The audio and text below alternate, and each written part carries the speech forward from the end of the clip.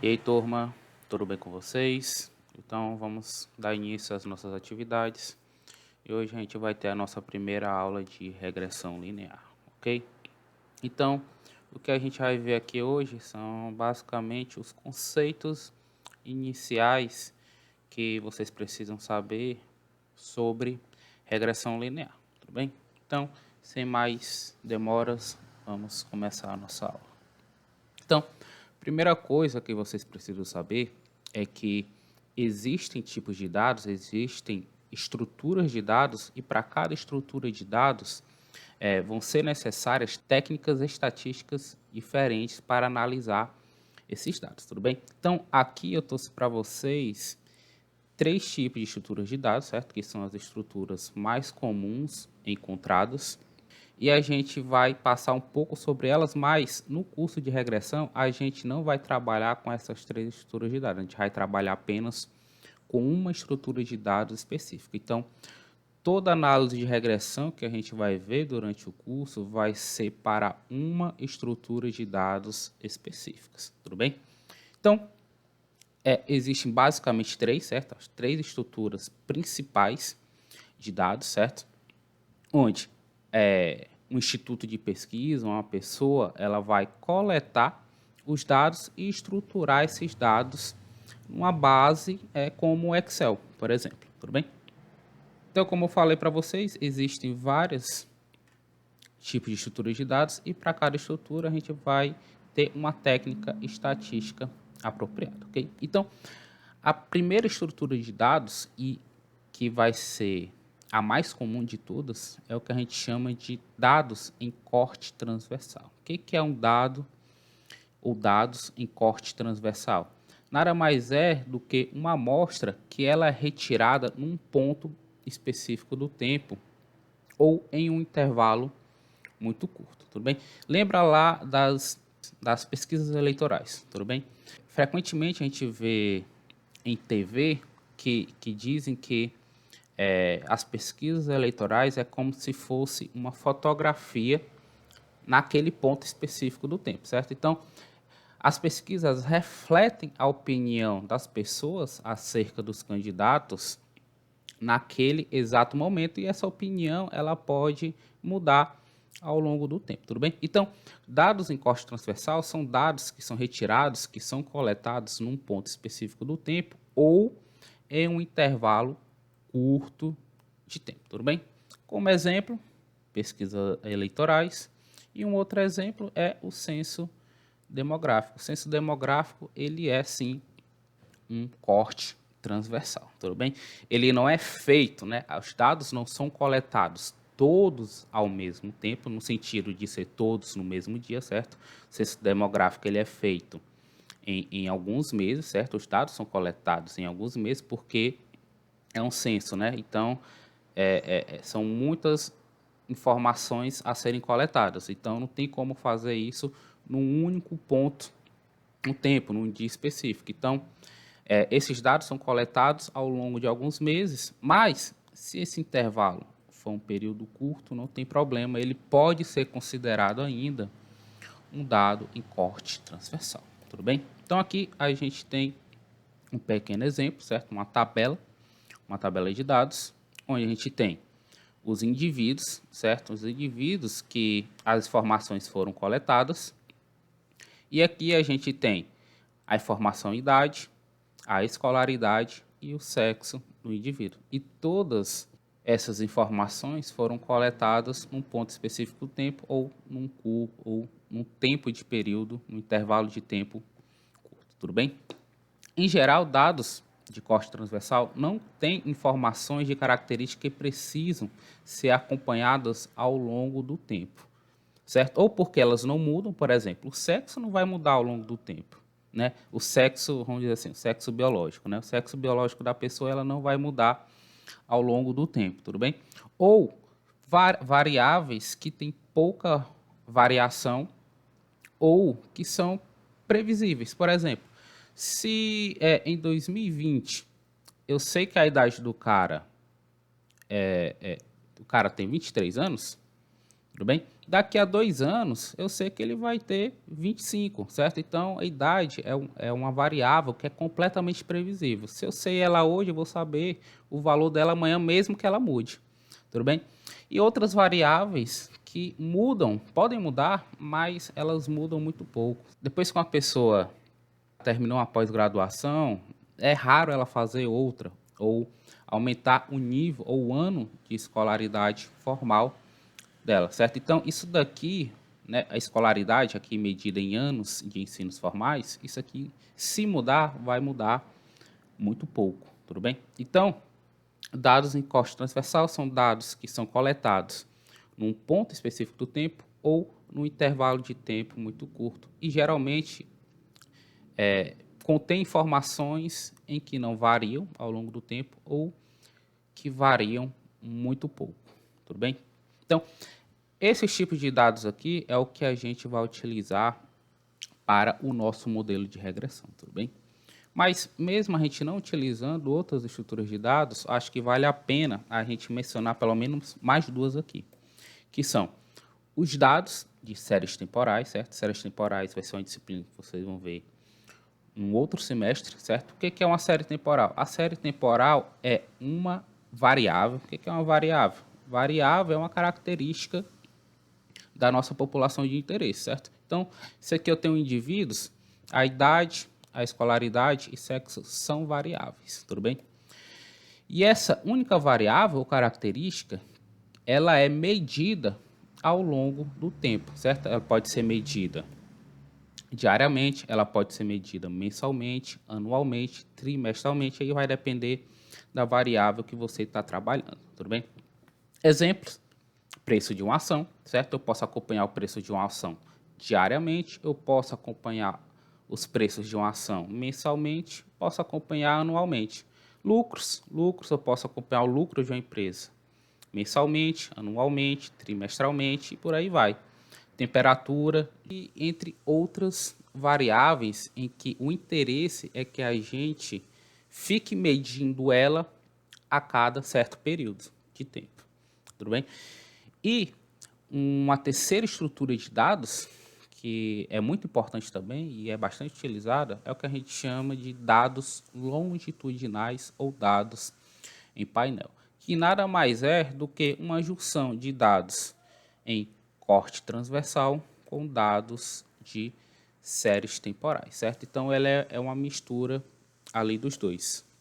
Então, como por exemplo, a gente tem aqui, ó, a nossa unidade amostral é uma cidade, certo? A gente vai coletar informações ou características de cidades e a gente vai coletar características de cidades, ó, no ano de 2009 e no ano de 2011. Então, para cada cidade, para cada unidade amostral, certo? Que é a nossa cidade, eu vou ter o ano, informações do ano de 2009. Que informações do ano de 2009? Tem a população e tem o PIB daquela cidade.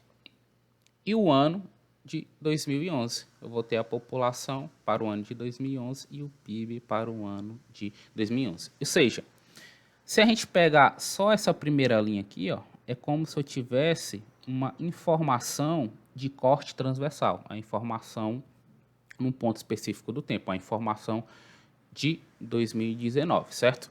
E aqui eu tenho a informação de 2011, certo? Se eu pegar só essa variável população aqui, ó, eu teria uma série temporal com dois períodos, certo? 2009 e 2011, certo? Só que como aqui eu estou juntando, ó,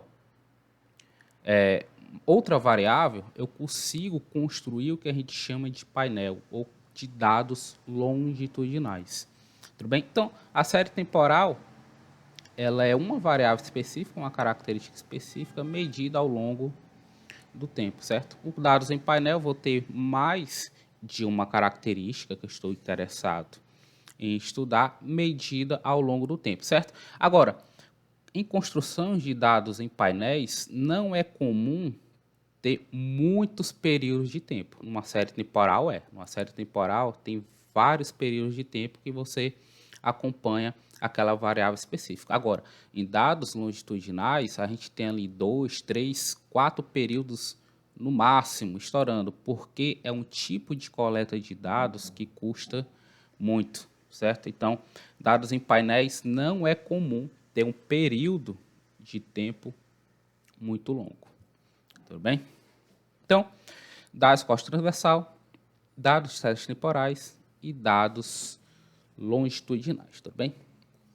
E aqui a gente vai trabalhar a nossa análise de regressão apenas para dados em corte transversal, tudo bem? Então, todas as técnicas, toda a metodologia estatística que a gente vê nesse curso aqui vão servir apenas para dados em corte transversal. Professor, e se eu utilizar essas técnicas numa série temporal ou num painel? O que é que pode acontecer? Vai acontecer que você vai chegar aos resultados, certo? Você vai encontrar alguns resultados, só que esses resultados vão te levar a conclusões erradas. Eles podem te levar a conclusões erradas porque você não está aplicando uma metodologia para aquela estrutura de dado específica, tudo bem? Então, tudo que a gente vê nessa disciplina aqui vai ser para dados em corte transversal, ok? Então, vamos lá. Regressão. O que é uma regressão? Uma regressão nada mais é do que uma técnica estatística para analisar a relação entre variáveis, certo?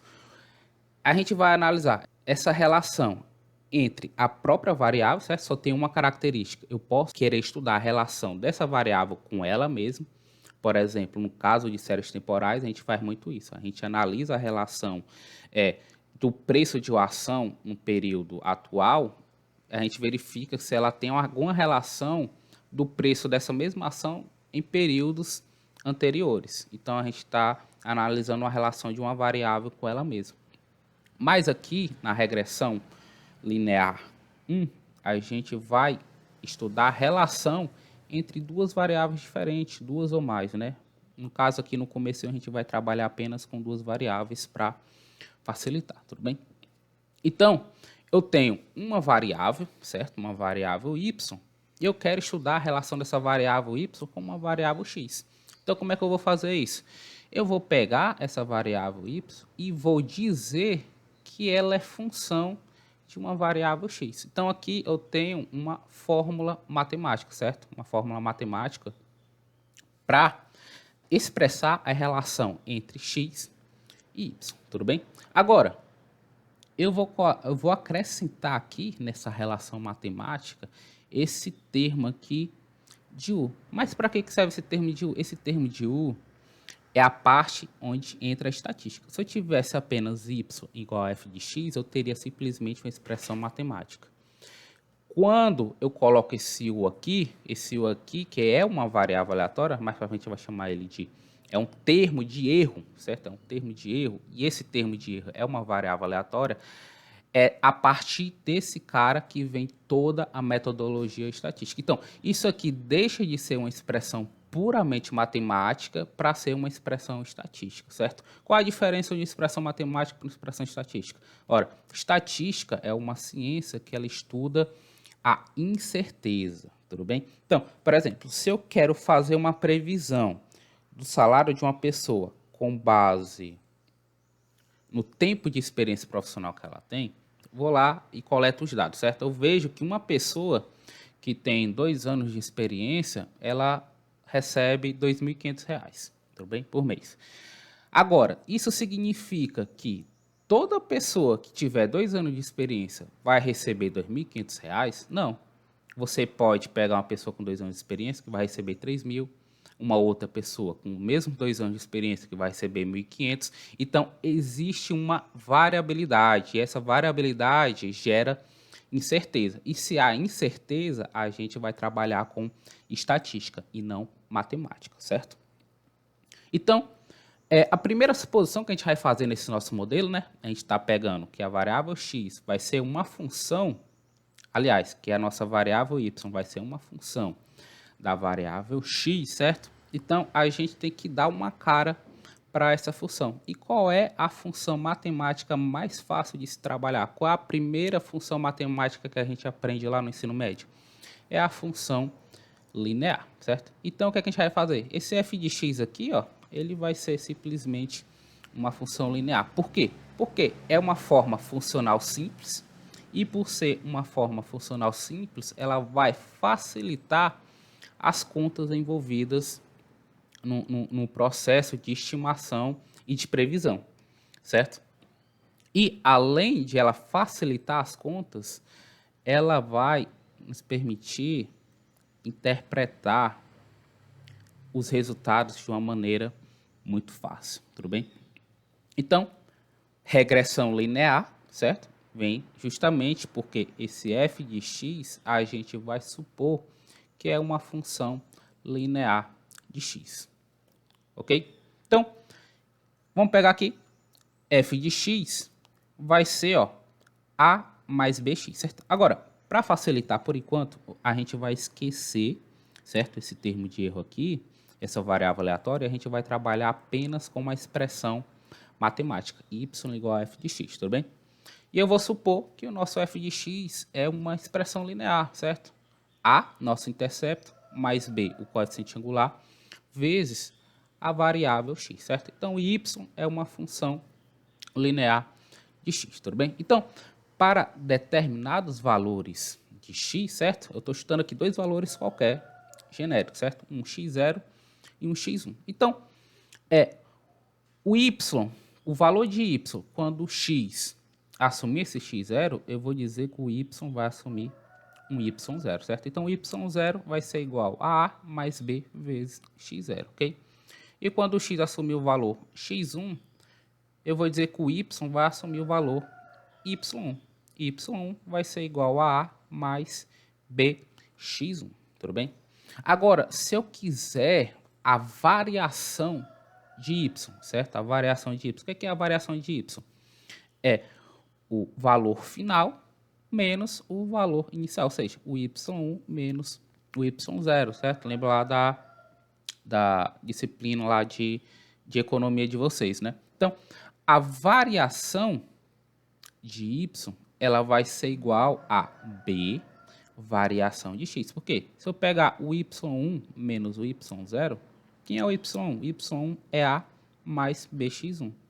Menos o y0 significa que eu vou diminuir menos a menos bx0, certo? Então, esse menos a aqui, ó, ele vai cancelar com esse a daqui.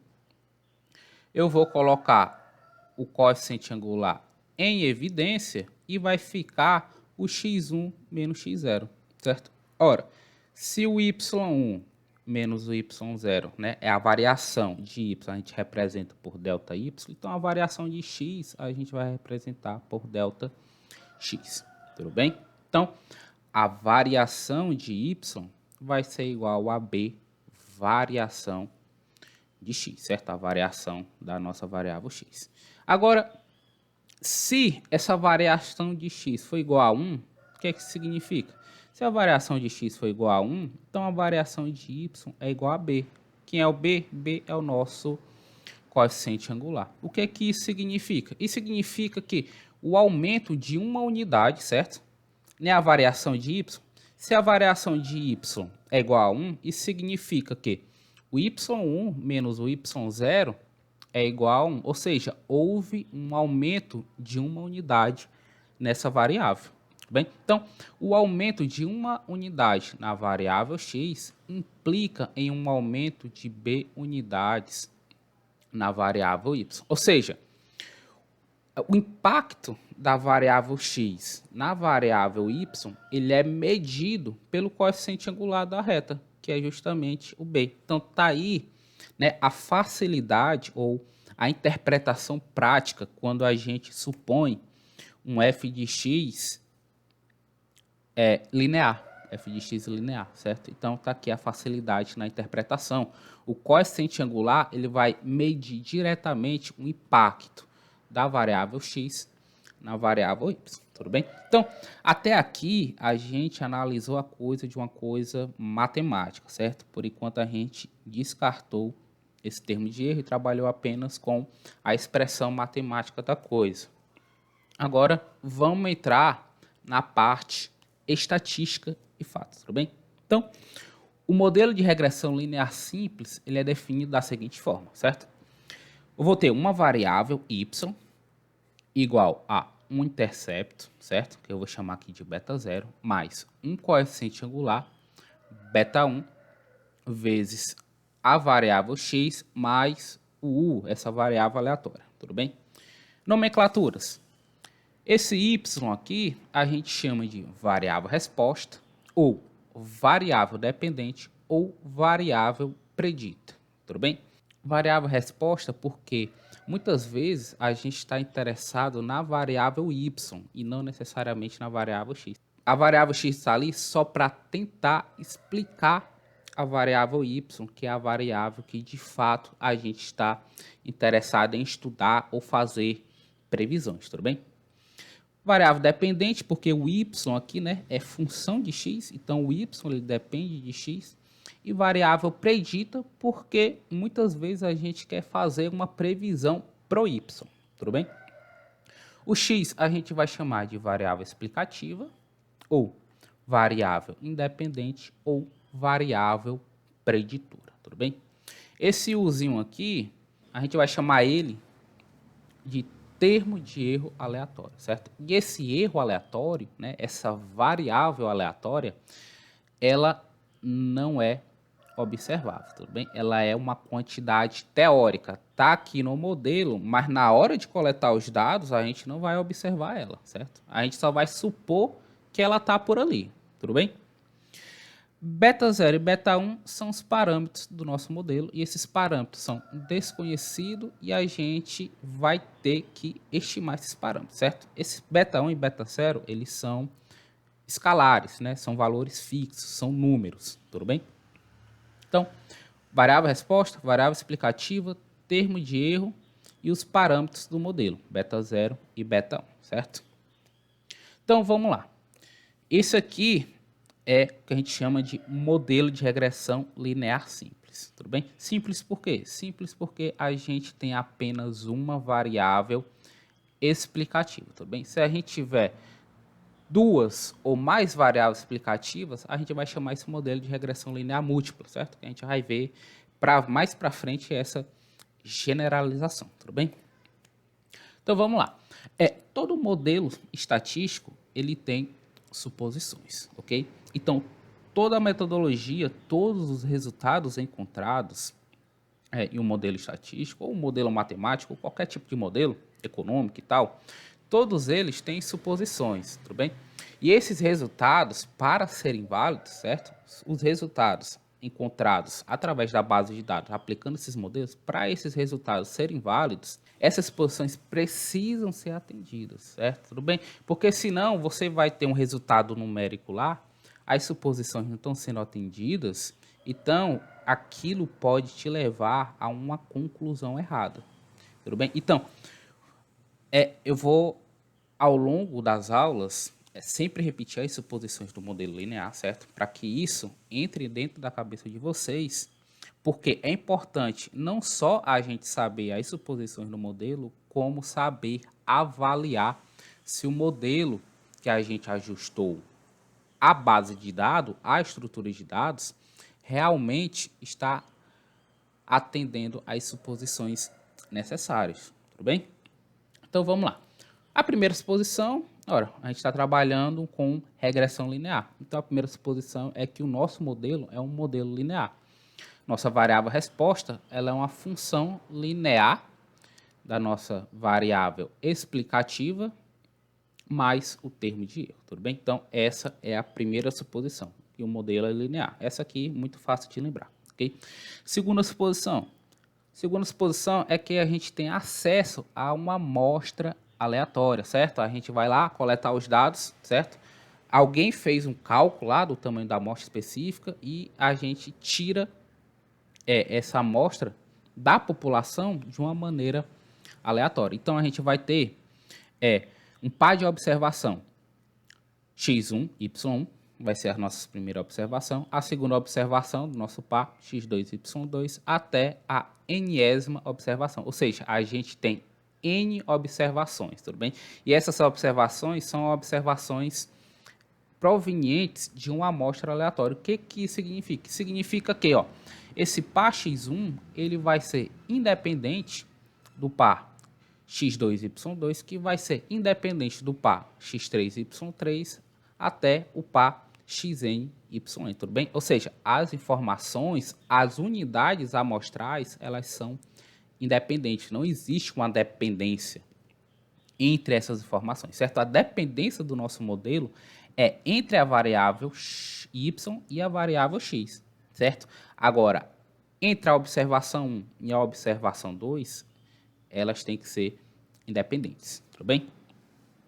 Então, dar um modelo linear, como verificar o impacto, certo, da variável x em y, utilizando o conceito de derivada lá de cálculo 1. Como a gente verifica o impacto de uma variável na outra, utilizando o conceito de derivada? Ora, o impacto de x em y, utilizando derivada, nada mais é do que a derivada de y em relação a x, certo? Então, aqui vai me dar a variação de y pela a variação de x. O que é isso daqui? Isso daqui nada mais é do que uma forma de calcular essa variação aqui, ó. Só que essa variação aqui é para casos contáveis, né? Contáveis, quando a gente consegue contar os casos. E a gente utiliza a derivada para casos contínuos, casos não contáveis, tudo bem? Então, a gente vai trabalhar aqui com as derivadas, tudo bem? Então, a derivada de y em relação a x é o quê? É a derivada do nosso modelo linear, certo? É a derivada de beta 0 mais beta 1x mais o termo de erro, tudo bem? Ora, derivada da soma é a soma das derivadas. Então, a derivada, ó, dessa soma aqui vai ser a derivada de beta 0 em relação a x, certo? Eu falei para vocês que beta 0 é um parâmetro, certo? É um valor fixo, um valor numérico, certo? Então, ele não varia. Então, a derivada de beta 0 em relação a x, ela vai ser 0, porque o beta 0 é um valor fixo, é uma constante, tudo bem? Agora, a derivada de beta 1 x em relação a x, o beta 1 é uma constante, assim como o beta 0, então ela vai permanecer inalterada. E a derivada de x em relação a x vai ser 1, certo? Então, essa derivada desse termo aqui vai ser simplesmente o beta 1, mais a derivada do termo de erro, tudo bem? Agora, lembra lá, no nosso caso, quando eu estava trabalhando apenas com o modelo matemático, certo? A gente chegou à conclusão de que o impacto, né, da variação de x em y é simplesmente coeficiente angular. Só que aqui, ó, aqui a gente tem um coeficiente angular, tá aqui, ó, beta 1 é o nosso coeficiente angular, ó, certo? Mas, como eu acrescentei a parte estatística, que é o termo de erro, né? Eu acrescentei essa parte estatística na fórmula matemática, aí a gente ficou com essa derivada aqui, certo? Agora, para manter a mesma interpretação lá da análise matemática, aqui no nosso modelo de regressão, a gente vai precisar que esse termo aqui, ele zere, tudo bem? Esse cara aqui, ele tem que ser igual a zero. E se esse cara é igual a zero, a derivada de y em relação a x é justamente o beta 1, que é o nosso coeficiente angular. Ou seja, o impacto da variável x na variável y vai ser igual ao coeficiente angular do nosso modelo linear. Tudo bem? Agora, o que isso quer dizer? Quando eu forço essa derivada aqui ser igual a zero, eu estou dizendo uma coisa. Eu estou dizendo que o termo de erro e a variável, elas não têm nenhum tipo de relação, ou seja, elas são independentes. O termo de erro, ela não depende da variável x. Não depende da variável x de nenhuma maneira, ou seja, elas são independentes. E como que a gente pode representar essa independência de uma maneira mais estatística? Aí a gente vem para a nossa terceira suposição, certo? Essa independência aqui, né, essa derivada do erro dado x igual a zero, ela pode ser representada por o valor esperado do erro dado x igual a zero. Tudo bem? Então a gente vai trocar, certo? Essa suposição aqui por essa suposição aqui, o valor esperado do erro dado x igual a zero, certo? Isso aqui, a gente está dizendo que o termo de erro e a nossa variável explicativa não possui nenhum tipo de relação, tudo bem? Essa é a nossa terceira suposição. Essa é a nossa terceira suposição. E a quarta suposição vai ser a suposição que a gente chama de homossedasticidade, tudo bem? Que é que a variância do erro é igual a uma constante sigma 2, certo? Ela não varia, ela é uma constante, ok? Então, a gente tem quatro suposições. A primeira, o modelo é linear. A segunda, nós temos acesso a uma amostra aleatória. A terceira, o valor esperado do erro dado a variável explicativa vai ser igual a zero. E a quarta, que é a variância do erro dado a variável explicativa é constante, igual a sigma 2. Tudo bem? Essa exposição aqui, essa quarta que nós chamamos de homossedasticidade, ok? Agora, o que essas suposições implicam, tudo bem? A gente está trabalhando com estatística, certo? Vamos calcular o valor esperado da nossa variável resposta, certo? E aqui, pessoal, a gente sempre vai calcular o valor esperado da variável resposta dado a variável explicativa. Por que dado a variável explicativa? Porque muitas vezes a gente quer fazer uma previsão para a variável resposta. Só que essa previsão, ela só pode ser feita se a gente tenha algum tipo de conhecimento a priori da variável explicativa. Por isso que aqui é sempre um valor esperado condicional. O que é o valor esperado condicional? É o valor esperado de uma variável aleatória, y, certo? Y é uma variável aleatória. Por que y é uma variável aleatória? Porque ela depende do termo de erro, e o termo de erro é aleatório. Então, consequentemente, a nossa variável y também será uma variável aleatória, certo? Então, é o valor esperado de y dado x. O que significa esse dado x? Significa que eu conheço x, certo? Então, eu tenho que ter alguma informação sobre x para poder fazer previsões de y, tudo bem? Então, o valor esperado de y dado x vai ser igual ao valor esperado de, quem é y? Y é beta 0 mais beta 1x mais o termo de erro, certo? Isso aqui dado x, eu esqueci de colocar aqui, tudo bem? Mas aqui tem um dado x, ok?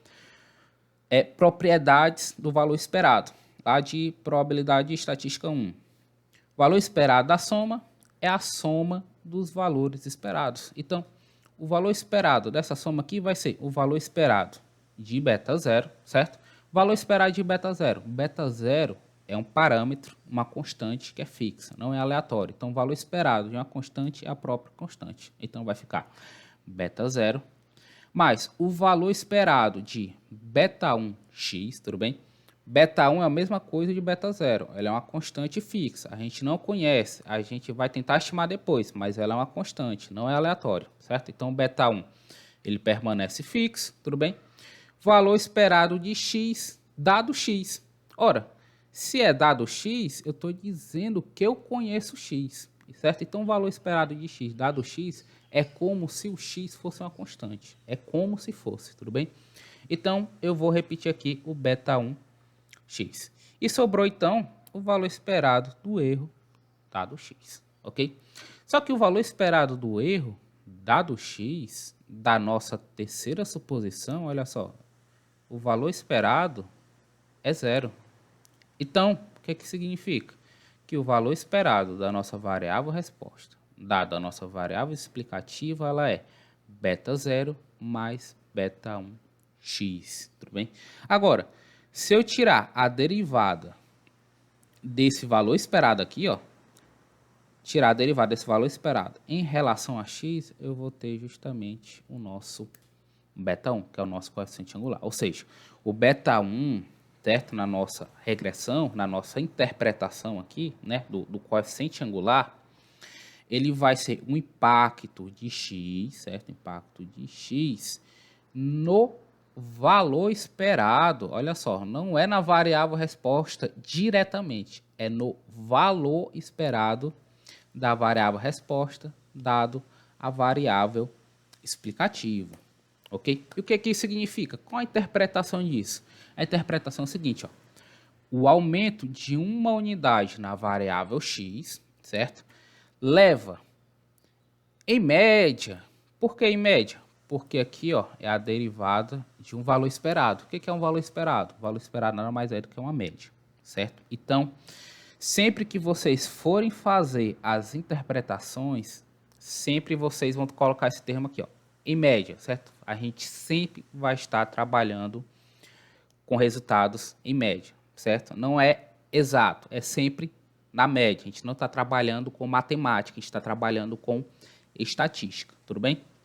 Então, um aumento de uma unidade na variável x leva, em média, um aumento de beta 1 unidades na variável y, certo? Ó, uma interpretação muito parecida com o que a gente conseguiu aqui no modelo que é só matemático, modelo puramente matemático, certo? A única diferença é que aqui a gente não tem o resultado exato, a gente tem um resultado em média, tudo bem? Vocês conseguem compreender isso?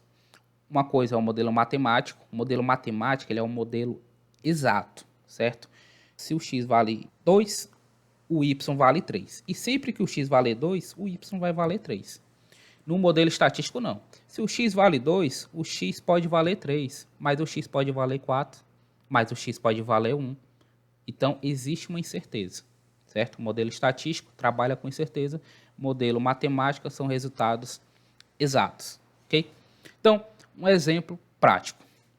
Considere uma variável resposta, onde essa variável resposta é o preço de casas, tudo bem?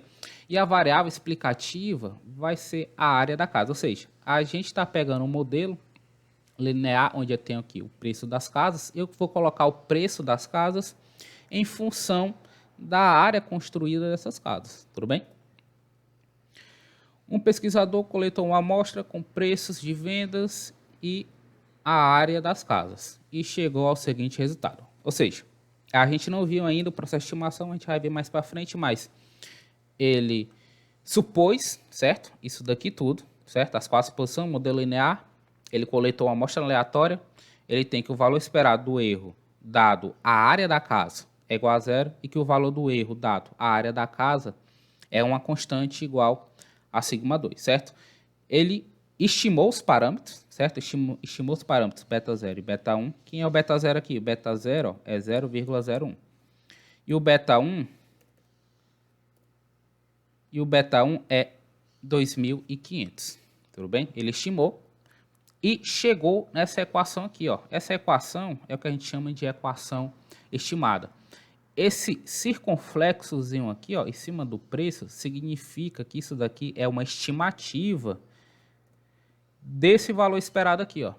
Desse valor esperado, ok? Então, essa reta aqui, ó, é a reta estimada dessa quantidade teórica aqui, ó. Ok? Coleta os dados, ajusta os dados ao modelo linear e ele chegou nesse resultado aqui. O preço da casa é igual a 0,01 mais 2.500 vezes a área da casa, certo? Agora, qual que é a interpretação para esse valor aqui, ó, que é o nosso coeficiente angular, certo? A estimativa do coeficiente angular da regressão linear. A interpretação é a seguinte, que um aumento de 1 metro quadrado, olha só, aqui é a interpretação genérica, certo? E isso aqui é uma interpretação genérica e essa interpretação genérica, ela tem que ser adaptada, certo? Para cada situação prática que vocês estiverem. No caso aqui, a gente está trabalhando com preços e com área, certo? Então, não, nesse caso aqui, ó, o aumento de uma unidade na variável x, certo? Quem é a variável x? A variável x é a área da casa, certo? E qual a unidade? Qual a unidade de medida aqui? A unidade de medida é metro quadrado, certo? Então, você tem que adaptar a interpretação genérica para a situação que você está analisando, tudo bem? Então, ó, um aumento de 1 metro quadrado, certo? Metro quadrado porque a gente está trabalhando com área, que é a nossa variável explicativa, e a unidade da área que a gente está utilizando aqui é o metro quadrado. Então, um aumento de metro quadrado na área da casa leva, em média, nossa interpretação sempre mede, um aumento de R$ 2.500 no preço da casa. Ora, um aumento de beta 1, Beta unidades. Quem é o beta 1 aqui? A estimativa dele é 2.500. Na variável y, quem é a variável y é o preço da casa. Então, eu adaptei a interpretação genérica para o caso específico que eu estou analisando, tudo bem? Então, pessoal, essa vai ser a nossa primeira aula, certo? Só os conceitos iniciais aqui, né? As suposições do nosso modelo de regressão linear, certo? Lembrando que esse modelo sempre vai ser para dados de corte transversal e a interpretação do coeficiente angular do nosso modelo de regressão, certo? O beta 1. Professor, e o beta 0? Pessoal, beta 0 em geral, certo? Em geral, ele não tem interpretação, certo? Em alguns casos bem específicos, ele pode ter algum tipo de interpretação, mas em geral, nas aplicações, o beta 0, ele não tem interpretação nenhuma, tudo bem? Então, pessoal, a gente chega ao fim da nossa primeira aula. Um bom estudo a todos e até mais.